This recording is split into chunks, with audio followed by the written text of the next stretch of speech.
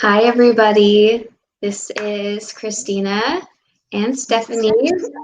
Yeah, with the Compassionate Friends. This is our January episode for our live series. This month's topic is called Another Year Without Your Child. So, since it's January 2021 and this is a brand new year, we decided this would be a good topic for us to kind of discuss whether this is the first new year after you've lost your child or your 10th. This is still kind of a sensitive topic for bereaved parents. So, doing some looking into what we should be talking about, I found a story by a bereaved parent that is available on our TCF National website, the Compassionate Friends website. And so we're going to read this story or a letter that this bereaved parent wrote for just specifically for the new year, and then we're going to kind of discuss it. So, first, I'm going to start off by reading our credo. Usually, when we meet together in person, we read our credo and kind of introduce ourselves. And since we haven't been doing our meetings in person, I'll just tell you my son's name is Mason. And so I'm Mason's mom. And then Stephanie's son is Joshua. And so this is our Compassionate Friends Credo. If you're new to our meetings or this is the first time you're watching a video, the Compassionate Friends is a nationwide bereaved parents like grief support group for child loss. So this is their credo. We need not walk alone. We are the compassionate friends. We reach out to each other with love, with understanding, and with hope.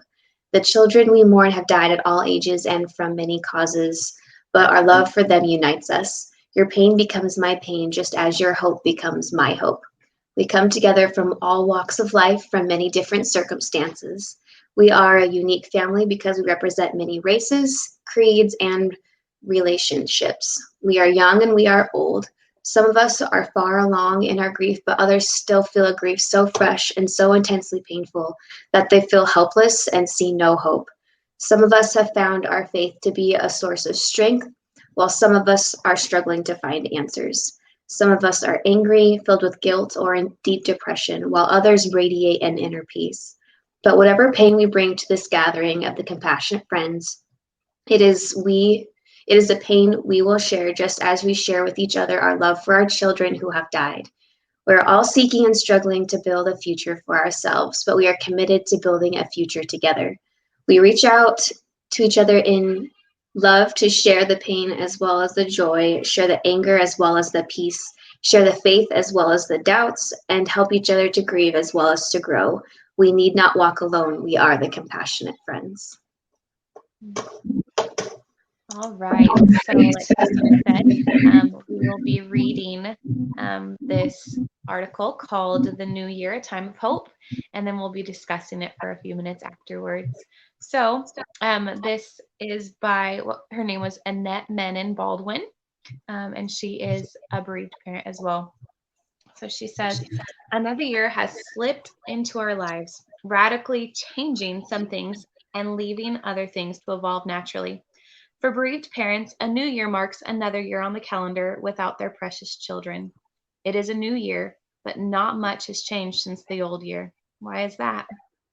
We act as the catalysts of change for ourselves. We choose to help ourselves. We choose to stay in a specific place in our grief. We choose to reach out for hope, or we choose to withdraw into the familiar and postpone facing life and hope another day. There are no set rules or specific timetables in bereavement. We are each unique in our grief. Eventually, we all find hope. We find it in different ways and in different times. There will be no one moment of epiphany for bereaved parents. Instead, there are a series of minutes, hours, weeks, months, and often years until we realize that we can truly say we feel the power of hope coming alive from deep within us. This moment will come for each of us. It will come in its own time and in its own way.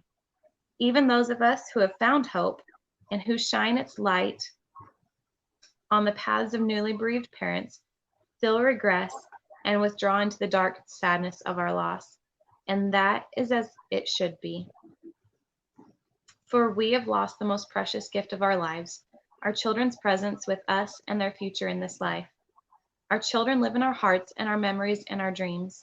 They do not share this plane with us. It is normal and it is good to think of our children often and to shed some tears for all that has been lost. These are the setbacks as much as sweet memories, or these aren't setbacks as much as sweet memories that bring cathartic tears. The element we find in these memories is a closeness to our child and our child's life. This too is healthy. An often expressed fear is that our children will be forgotten. Worry not, gentle parent. Your child will be remembered for all your days and for many days thereafter. You will never forget your child. Others who knew your child will never forget. The proof of this is in our memories, sweet memories that take us back to another time when our child was with us. So this New Year's, whether you are a few months, a few years, or many years in your grief, think about hope. You have not forsaken your child when you reach for hope. Your hope brings your child back in a positive way that will warm your heart. Reach for that hope. As you move forward in your grief in the new year, reach for hope. Your child will still be with you, and one day you will find that your child's presence is sweeter when hope is within you. I just love that. I thought that was great. Kind of perfect for, I think, what everybody feels with the new year. So Annette is part of the Compassionate Friends group that's in, or at least at the time that she wrote this, was in Katy, Texas. So it's nice to know that our community really extends that far, because we're in Idaho and we have our little local Treasure Valley TCF group, but it's cool that they have the national website available and that we can read articles from other parents all the way across the United States. Yeah. So I thought it'd be kind of cool to just pull some. Oh, sorry, were you saying something? Oh, no, go ahead. Oh, okay. Just mention some of the things that at least stood out to me in the article, and we can kind of talk about that. So in the first little bit there, she says, we choose to reach out for hope, or we choose to withdraw into the familiar and postpone facing life and hope another day. There are no set rules or specific timetables in bereavement. We are each unique in our grief. And we've kind of talked about that a lot, how there is no right or wrong way to grieve, and everybody's timeline is different. So I think that one kind of hit me, because people usually aren't quite so blatant when they're talking to, especially people who aren't a bereaved parent. They're not going to go up to you and be like, it's up to you to find hope. That's just not something somebody would tell you. But coming from another bereaved parent, I think that really is true. Like, it's up to you whether you are going to be hopeful or whether you choose to be depressed for the rest of your life. So for Steffanie to just come out and say that right off the bat, I was like, whoa. It's true, though. We are in charge of that. We can't draw that hope from anything else, and we need to have that in our lives to be able to deal with New Year's. I mean, you and I are both, we're 3 years into our grief, almost 4 years, going on 4 years. And hi, Kitty. Guest appearance from her dad. Yeah, 3 going on 4 years. But it's hard to have a new year. We're in 2021, and I feel like a lot of the times, like, our hearts go back to 2017 when we had our babies, and going into a new year is hard. And it's nice to see, and I don't know, nice isn't a very good word, but it's nice to have other parents that understand that going into a new year is hard, having something new, a change, relatable. Yeah, even if it's just a calendar day, and anticipating the new year without our child is hard. And so having that community of other parents and knowing that other people are feeling that way, it creates that community for us as bereaved parents, I guess. But I like what she said, that we have to choose hope. And like you said, it's kind of hard, but it is up to us. And if we don't choose that hope, we can go down a dark path that we don't want to go down, even though she says in a way that is healthy sometimes. Yeah. And the next thing she said right after that was, eventually we all find hope. We just find it in different ways and at different times. And to me, that made me think of back when I was early in my grief, how like every day you wake up, especially right off the bat, like every day you feel like your world stopped and every day is a challenge. And then as time goes on, it just seems like, I think of the My Yellow Balloon that we just read, how at first you're sad all the time and then you're only sad most of the time, and then there comes a day when you're only sad some of the time. And I feel like that's kind of what she's referring to, is we all find hope, and eventually you notice that you're just not quite as sad as you were at the beginning, not, at least not like all day long. And another analogy would be like the waves. The waves aren't hitting you quite as hard and not quite as often. And I think that's because at some point along the way you find like a light off in the distance and you start focusing on that, and that could be your hope. And it just kind of like, it eases up a little bit. It doesn't quite hurt your heart so much all the time. Not that you've moved on or that you've healed or anything like that, because that's definitely not something that brave No. parents can do, but Yeah, you have something to definitely live not. for And again. right. Hope by definition is basically a state of optimism or positivity. And those are things that we need in our lives every day anyway, even when it's hard to find it. So we are in charge of choosing our own hope, choosing our own joy, when it comes to that. So it's not an Yeah. easy choice to make, but it is a choice that we have to make. But Hmm. it does come, like she says. So Hmm. we'll move on to the next one.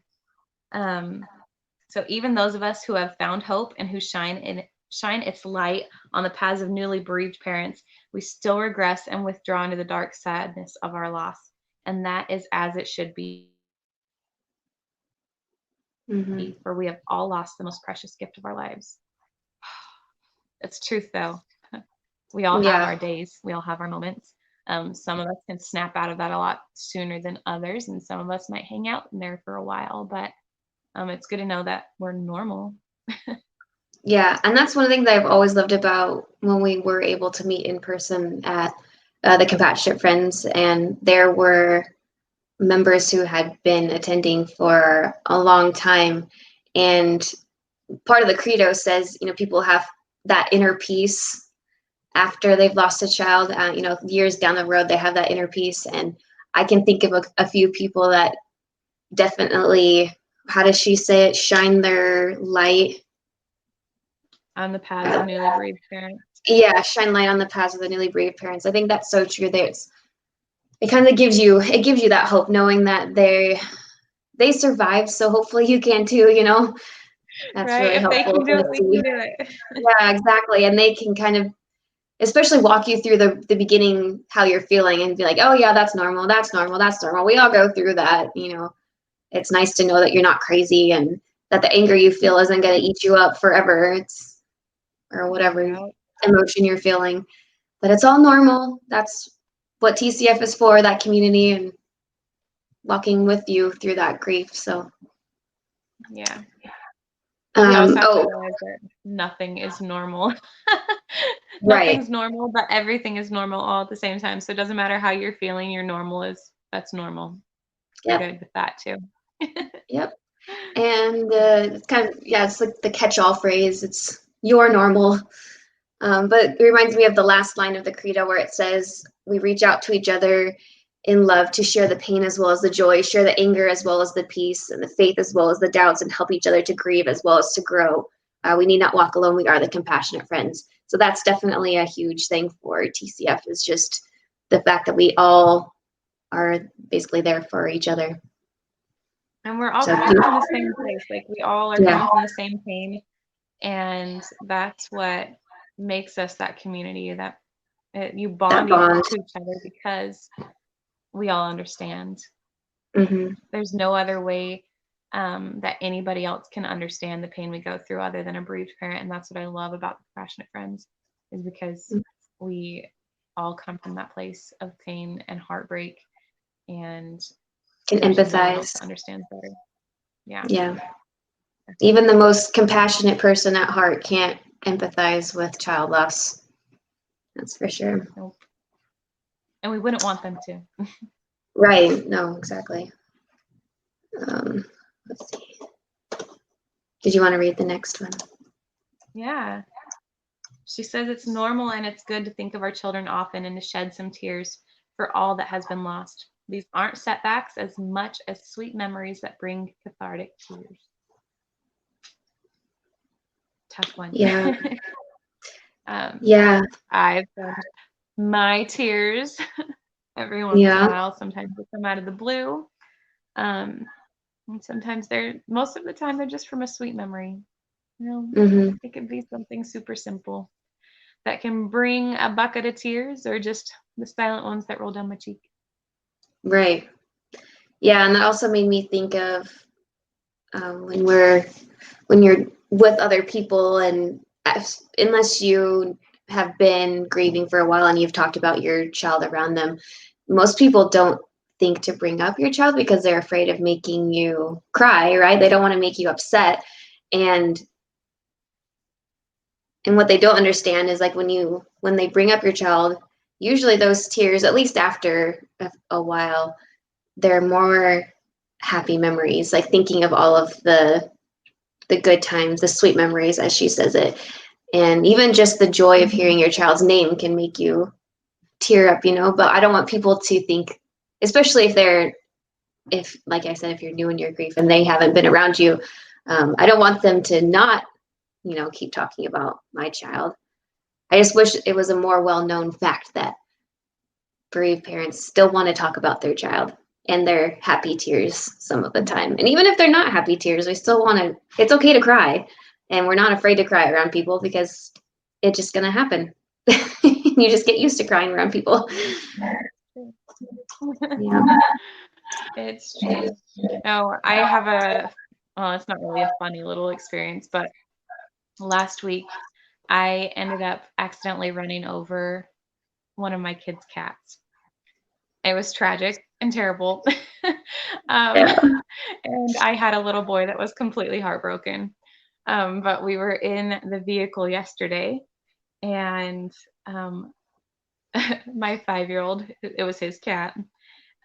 He was talking about her, and he was like, I miss Emily so much. And my oldest son said, maybe we should stop talking about Emily because it always makes you sad. And I was like, I wanted to be like, no, no, no, no, don't stop talking about her. Don't stop talking about her because that means we'll forget her. And then I was like, wait, what? Yeah, right. All at the same time, like that was coming from my heart, don't stop talking about the ones we love, but Well, that's a it's good just a point cat. though, because that's in our nature, right? Don't talk about things that make you sad. And yet, as a brave parent, that's the exact opposite. So I guess I can see how people would think that bringing him up is a bad idea, but Yeah, it's opposite for brave parents. That's interesting. Good point. exactly. Hmm. So yeah, I don't want him dwelling on his cat, but at the same time, if he needs to talk about it, he can talk about it. It's all good with me. Oh, I'm Oh so man, sorry. That's a horrible okay, experience, especially for someone so young. I know it. Darn it, mortality. Mm-hmm. Oh, anyway, I really liked the last. Let me go back to it. Sorry, the last quote, or the last paragraph. She said, so this New Year's, whether you are a few months, a few years, or many years in your grief, think about hope. You've not forsaken your child when you reach for hope. Um, Having optimism and a positive outlook, looking for the positive, is not forgetting your child. It is not. We don't have to dwell in the sadness. We can dwell in the sweet memories if we want to, and we can dwell in the joy and the hope. Um, there's no forgetting your child. So we don't need to feel guilty for having that positive outlook and the optimism. I think Yeah. that kind of rounds up what she was trying to say. Mm-hmm. She said, your hope brings your child back in a positive way that will warm your heart. Reach for that hope. As you move forward in your grief this new year, reach for hope. Your child will still be with you. Um, so don't fear going into this new year just because we don't have our babies with us. There is hope. There is still a life worth living.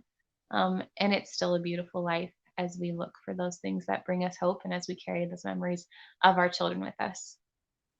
Mm-hmm. I think that's a good note to end it on. I think so. Anyway, we hope you guys are doing well. We miss you all. We miss being able to see your faces and to have our hugs at the end. It's been hard not being with you guys. I know my heart feels it. I'm pretty sure Kristina's feeling it too. Just know that we are thinking about you and we are wishing you the best. Yeah, and just like we always say, feel free to reach out to us in any of the platforms on Facebook in the private group, or if you're part of our messenger group, or email us, and we'll be posting our video on YouTube. So just let us know if there's anything else we can do, and we'll try to keep everybody in the loop on updates for 2021. So Happy New Year, everybody, and we're thinking of you. Bye. Bye.